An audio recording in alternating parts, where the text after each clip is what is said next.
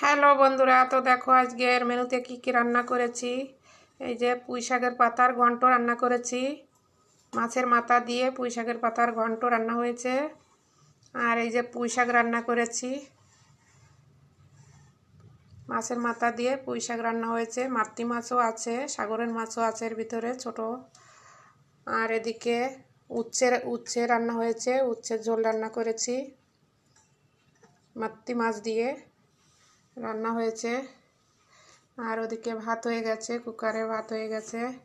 তো তোমরা কে কে কি রান্না করেছো বন্ধুরা, কমেন্ট করে জানিও। আর সবাই চলে এসো, আমার রান্না রেডি হয়ে গেছে, রান্না হয়ে গেছে। সবাই চলে এসো। শুভ দুপুর সবাইকে, টাটা বাই বাই সবাইকে।